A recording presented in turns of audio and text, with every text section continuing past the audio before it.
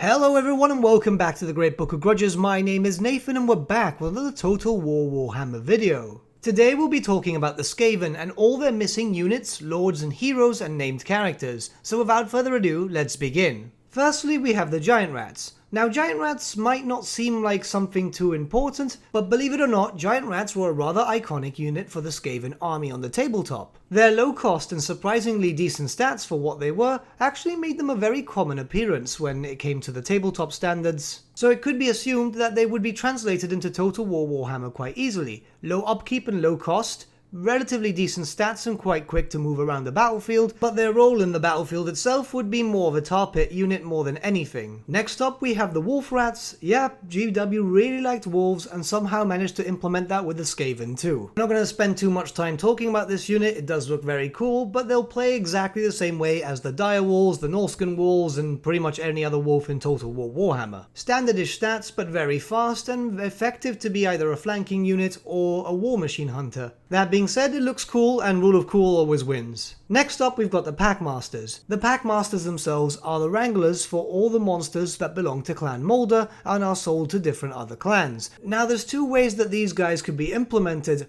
Honestly, I see them as a hero choice, being able to buff up monsters and so on, but they could also be implemented as a special unit similar to how the Eshin Triad works, maybe with a few buffs tied to them as it is. In the tabletop they were always accompanied by either rat ogres or giant rats, so it makes sense for them to be a hero choice instead so they could buff up the giant rats, rat ogres and other monsters a little bit. For our next spot, we're going to cover two units at the exact same time, that of the Armored Rat Ogre and the Augmented Rat Ogre. Yeah, essentially they're reskins, but they're well known throughout the ranks of Clan Moulder, and it'll be pretty cool to see armored rat ogres or rat ogres with two heads and so on. We've already seen this happen with the Lizardmen, where we now have sacred Kroxigors or ancient Kroxigors. There's a lot of different types of Kroxigors. Both the Armored Rat Ogre and the Augmented Rat Ogre would act identically to the actual standard ones, however the heavily armored ones would have, well, heavy armor as per the name, and the augmented ones could even have attached weapons to them, such as maybe, let's say, the Warp Fire Thrower? Next up we have a unit which is not a Skaven but still fills their ranks. These are the Flayerkin. So basically how these units work is that many northern tribes eventually get tired with certain upstarts or failures and send them down to help it to get experimented upon. To call the Flayerkin human at any point now is really stressing the word,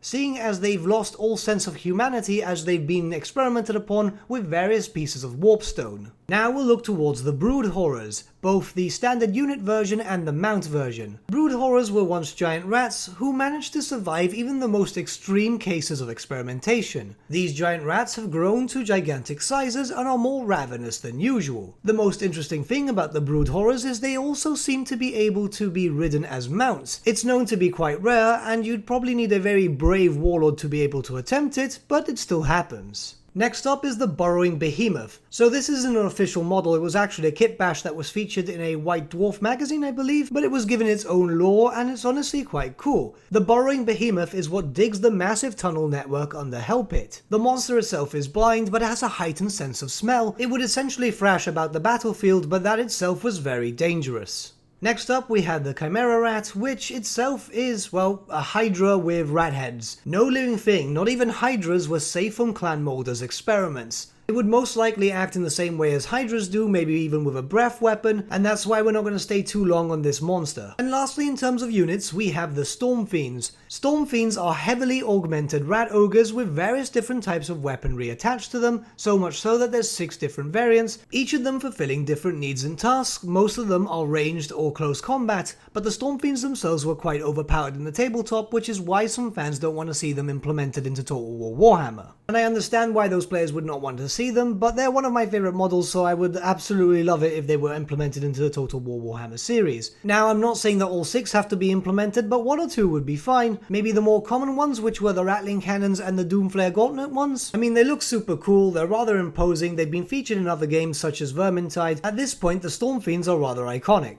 But with that we've covered all possible units, but before we start moving on to lords, heroes and legendary characters, I want to dedicate a little section to missing mounts. First up we have the Warlitter. What's cooler than a Skaven warlord? Well, a Skaven warlord being carried by other Skaven, in a very similar sense to how the throne bearers or shield bearers work for the dwarfs. It really shows that the Skaven took inspiration from every race in the Warhammer world, even their mortal enemies. Lastly, we have the Great Pox Rat, another variant of a giant rat which suffered extreme mutations after loads of experimentation. It's a durable mount, it would make Plague Priests rather fast and be able to use them for flanking measures, but in most cases it's used just to protect the Plague Priest himself. You could possibly also have Warlords with this mount too, but it makes more sense just for the Plague Priest as the Skaven Warlord already has the Bonebreaker and the War Litter would add to that too. But with that, we've checked out the two mount options that are missing, and now we can look towards the missing lords and heroes. First up, we have the Skaven Chieftain. This is a hero version of the Warlord, a basic melee hero and agent which would act as your battle standard bearer across the battlefield, most likely boosting up the combat and leadership capabilities of your early to mid-game units such as Clan Rats to Storm Vermin perhaps? The Chieftain itself would be a decent melee fighter, so it could be a good way to protect your caster lords. And now for a lord choice, which would be the Master Molders. If it's the case that we see Pack Masters being turned into hero units, it would make sense for Master Molders to be turned into lord units. The Master Molder would be decent in melee combat, but you wouldn't field him to be a melee lord. Instead, he's there to buff up monsters of Clan Molder, rat ogres, hell pit abominations, all the sort. A Master Molder's army should feature nothing but, well, monsters. I know some people don't see this happening as a lord choice, but if it's the case that we do get a DLC featuring Fraught the Unclean, this could be very possible. And lastly, for our lord choices, we have the Vermin Lords. The Vermin Lords themselves are greater demons, an extension of the Great Horned Rat himself. There are many different types of Vermin Lords, so it could be possible that we could see them all being implemented, but these hulking behemoths need to be implemented into the game, especially if Game 3 starts focusing around an end times route. This is the only demon unit that the Skaven actually have access to, so it would be a massive shame if we never saw them implemented into Total War Warhammer. But now let's move towards the missing named characters of the Skaven roster, with the first being another Vermin Lord, Screech Vermin King, the leader of the Shadow Council of 13. He is the greatest of all of the Horned Rat's demons, and thus he should be implemented into the game. He's rather iconic. It is said that when he arrives into the Warhammer fantasy world, it is beginning to usher in the age where the Horned Rat himself will eventually make himself known physically, where the Great Ascendancy can finally begin and the Horned Rat will physically manifest in the Warhammer fantasy world to rule it as his own personal kingdom. Now we look towards a rather special Skaven hero. This is Clawmoncast, a Skaven engineer who managed to get his paws on a steam tank and turn it into his own vision. Honestly, it'd be very unlikely to see such a character being implemented, but it would be really cool if we could have access to this as a one-off legendary hero type, or at the very least a special Regiment of Renown type that you could only recruit once, mainly because, well, it's a steam tank for the Skaven. It's rather cool. Another possible legendary hero choice would also be Gorich. Now Gorich is a rat ogre, but he's a rather special rat ogre at that, because he has the brain of a Chaos Warrior implanted in him. Yes, this is another one of Clan Molder's special experiments, which went out quite successful, to be honest. A hyper-intelligent rat ogre would be rather interesting to have in the battlefield, especially if Clan Molder becomes playable in the future, where you'll be fielding mostly monster fall armies. Our last possible legendary hero choice would be that of Squeal Gnawtooth, a very famous packmaster, known as one of the most competent of his kind. This hero would specifically excel at buffing up giant rats and rat ogres,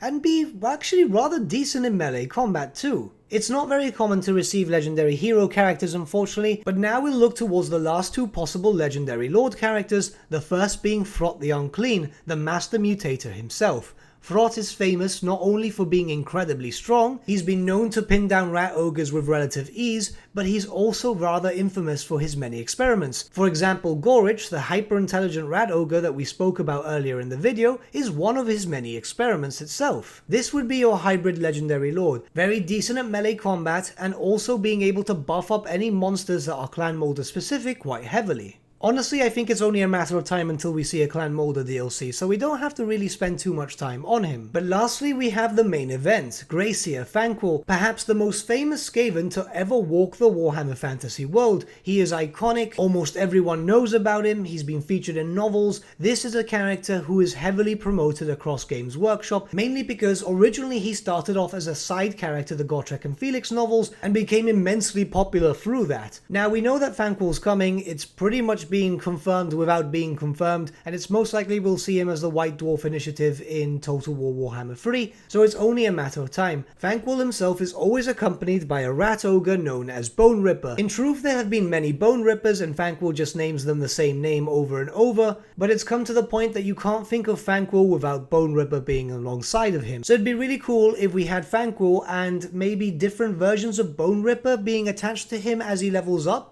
Just expanding upon that, you could get the basic standard Rat Ogre, an augmented Rat Ogre, and finally the massive Storm Fiend that pretty much everyone's accustomed to because that's the most recent model. Like I said, it's only a matter of time, so I guess we just have to wait. But those are the missing units, lords and heroes for the Skaven. Did I miss anything out? Let me know your thoughts in the comments below and let's start a bit of a discussion. Before we end this video, I just want to say thank you so much to you guys. The channel's been growing massively lately and we're very close to hitting 10,000 subscribers. I think we're going to hit it in a few days or so that should be like really cool. I'm trying to think of an idea for a 10k special video. If you guys have any ideas for that, let me know in the comments below. I want to do something rather fun for you guys. I know a few of you suggested a Q&A. Maybe that might be a good idea. I don't know. I'm just trying to think of something that would be fun for everyone. So please let me know your thoughts and we'll go for that. But with that, my friends, we've come to the end of our video. Thank you so much for watching. If you did enjoy the video, might I suggest giving the video a like, or even subscribing to the channel, as it really does help us out. In the description section below, we have various different social media links, such as Facebook, Instagram, and Discord, where you can get in contact with the Great Book team,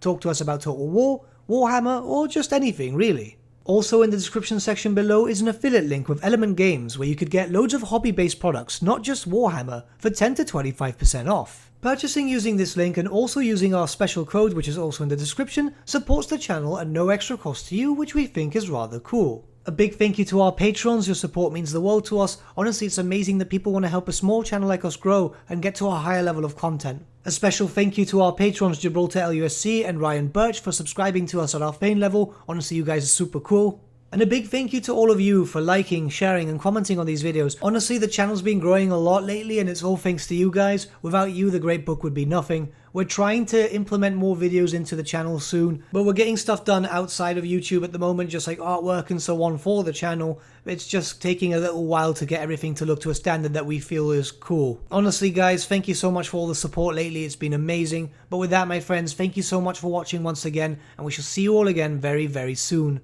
Have a good day.